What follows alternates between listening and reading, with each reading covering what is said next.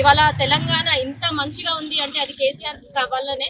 అలాంటి కేసీఆర్ గారి పైన, తెలంగాణ జాతిపిత పైన ఇవాళ సీట్ నోటీసులు జారీ చేయడము చాలా బాధాకరం. కేవలం ఇది రేవంత్ రెడ్డి కక్షపూరితంగా ఇవాళ మైండ్ డైవర్షన్ పాలిటిక్స్ తెలంగాణలో జరుగుతుంది. మున్సిపల్ ఎలక్షన్స్ పెట్టుకొని నోటీసులని రోజుకొక డ్రామా. ఒకరోజు కేటీఆర్ అంటారు, ఒకరోజు హరీష్ రావు అంటారు, ఒకరోజు సంతోష్ జోగిపల్లి అంటారు, ఒకరోజు కేసీఆర్ అంటారు. ఇలాంటి డ్రామాలన్నిటికీ కూడా మేము చెక్ పెడతాము.